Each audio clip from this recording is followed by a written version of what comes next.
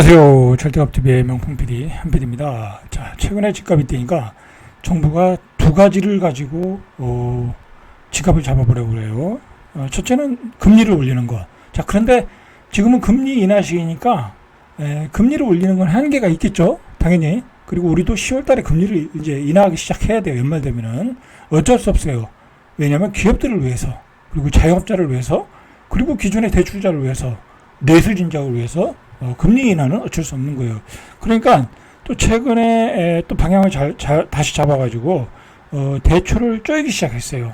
그래서 먼저 갭 투자하는 대출을 먼저 쪼인다. 명분은 그런 거죠, 그죠? 근데 그게 얼마나 효과가 있을지 모르지만 어쨌든 갭 투자를 못하게 대출을 쪼이고, 자, 두 번째로는 DSR을 적용해가지고 또 대출을 줄이고, 그리고 세 번째는 이제 마통도 줄이고, 그 다음에 나중에 안 되면은 LTV까지 조절하겠다. 시장을 대출로 줘야겠다라는 거죠. 자, 근데 뒤에서 이야기하겠지만 결국은 이제 중산층들만 피해를 볼 수밖에 없다라는 거죠. 최근에 제가 한 얘기가 또 그렇게 돼가고 있고, 집값은 못 잡고, 그죠? 집값은 못 잡고 오히려 집을 살 사람들이 기회를 잃어버릴 수가 있어. 그죠? 그것 때문에. 그러면서 집값은 올라가고 집 살 기회는 놓치고, 최악의 경우가 그렇게 될 가능성이 있다. 자, 최근에 갑자기 이게 논란이 됐어요. 줍줍 무순위 청약 제도를 바꿔야 된다라는 게 문제가 됐어요. 이게 화제가 됐고, 정부도 이걸 제도를 개선해야 된다라고 갑자기 주말에 얘기를 꺼냈어요. 뜬금없이. 지금 이게 중요한 게 아니잖아요. 그죠? 청약에 그 문제가 생겨가지고 나온 물량을 무순위로 뭐 몇십 대 일, 몇백 대 일, 몇십만 대 일 해서 누군가 가져가는 게 뭐 그게 뭐가 문제가 되겠어요. 근데 갑자기 정부가 이걸 문제를 제기하고 제도를 바꾸겠다라고 얘기를 했어요. 자, 이거는 윤석열 정부가 문재인 정부 때 제도를 바꾼 거예요. 본인들이 바꾼 거야. 예전에는 그 지역 또는 그 지역의 무주택자만 자격을 줬는데, 이제는 뭐 어떤 그 아파트의 건건이 해당 사항에 따라 뭐 무순위 무주택자만 하는 경우가 있고, 신혼부부만 하는 경우가 있고, 전국구가 되는 경우가 있고, 그러면서 이제 얼마 전에 동탄에서 뭐 250만 대 1인가요? 그게 나오면서 이 제도에 대해서 문제점이 있다라고 파악을 하면서 제도 개선을 해야 된다라고 이야기를 하고 있어요. 자, 왜 이런 얘기가 나오는가? 저는 한번 제가 생각을 해봤어요.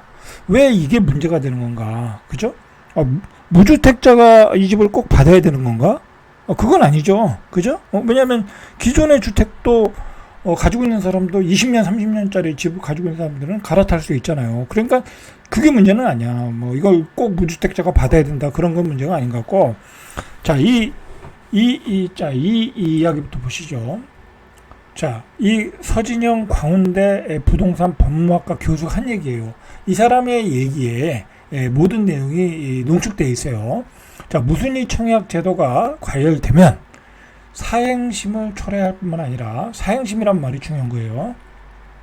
그러니까 열심히 일해야 되는데, 대한민국 국민들이 열심히 일해야 되는데 250만 명, 300만 명이 그 로또에 행운을 걸고 있다. 그죠? 그 얘기잖아요. 사행심을 초래할 뿐만 아니라 로또 청약에 당첨된 사람에게 이익이 몰리게 된다. 자, 이것도 말이 안 되죠. 당연히 옛날 분양가로 산 건데, 그죠? 그게 부당이익은 아니죠. 그죠? 그리고 한 채인데, 그러면 그 전에 분양받은 사람들은 뭐예요? 그죠? 5억짜리 받았는데 지금 15억이 된 거야. 그 사람들은 그러면 문제가 있는 거 아니에요? 그 사람들도 문제가 있는 거죠. 그 사람들도 부당이득을 취한 거잖아요. 그렇게 얘기하면 안 되는 거죠. 그죠? 이건 말이 안 되는 거예요. 그러니까 사행심과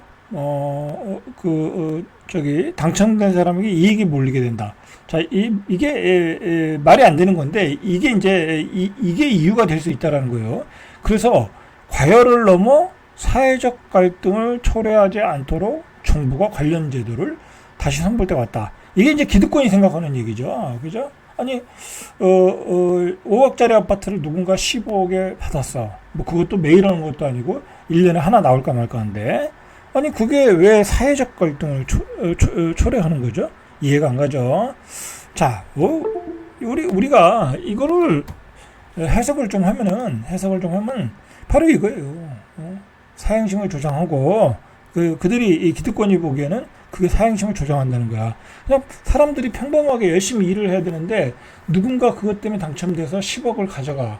그것도 아파트 당첨을 통해서. 그러면 일할 맛이 안 나잖아. 그죠? 열심히 일해야 되는데 국민들이. 이게 사행심을 조장한다는 거야. 그러면 강남에 20억짜리 아파트가 40억에 20억짜리 아파트 당첨받아가지고 20억을 먹는 거는 뭐 사행심 조장 아닌가요?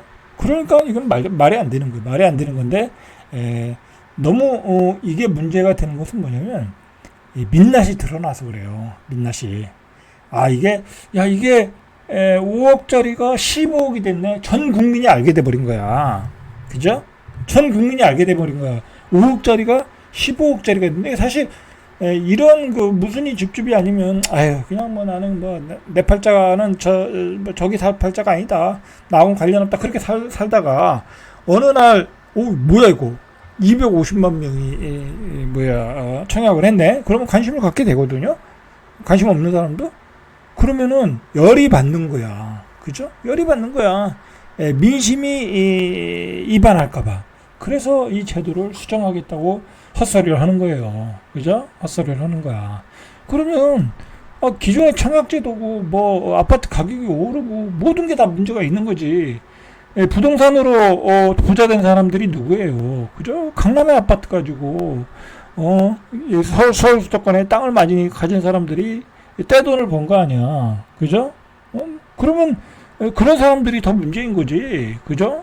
그런 사람들이 문제 있는 거지. 어떻게 아파트 한 채에 100만 명이 몰리든 250만 명이 몰리든 그게 뭔 문제가 있냐고. 그죠? 문제예요, 문제. 예? 아니 서민이 뭐 그런 뭐 아파트에 당첨되는 게 뭐가 그리 배가 아파가지고 저러는지 모르겠어요. 그죠?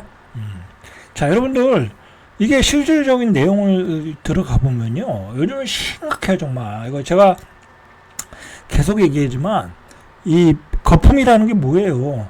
이 아파트 평균 가격이 너무 높거나 아파트의 5순위 가격과 1순위 가격이 너무 차이가 나면 그건 거품인 거예요.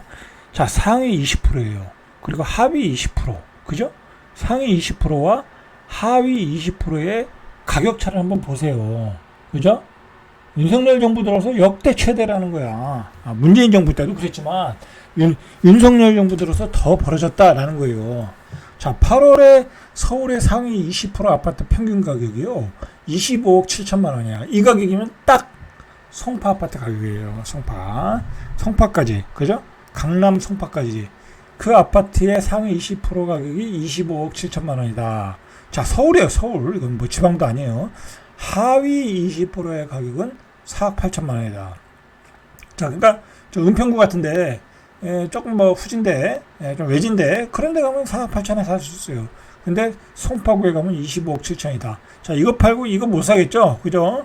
그래서 그 상위와 하위 아파트의 비율을 보니까 5.27배. 그래서 2022년도 11월에 4.53배 했어요. 이게 점점 커지면서 7월에 올 7월이죠. 5.16. 그죠? 기존 최고치 5.08을 넘어서서 이번 달에 5.27 계속 벌어지고 있어요. 그죠? 그러니까 자산의 양극화가 일어나고 있다는 거죠. 자, 이 서울의 평균 가격과 지방의 평균 가격을 또 비교해 보면요, 하위 20% 가격을 비교하면 10배가 넘어. 10배가 되는 거예요, 10배. 하위가 한 2억 얼마 되거든요? 그럼 10배가 넘는 거야. 자, 전국 평균이에요. 전국 평균 상위 20% 아파트 평균 매매 가격은 12억 4천. 이게 평균이에요. 하위 20%는 1억 1천. 자, 전국 평균으로 보니까 한 10배가 넘어.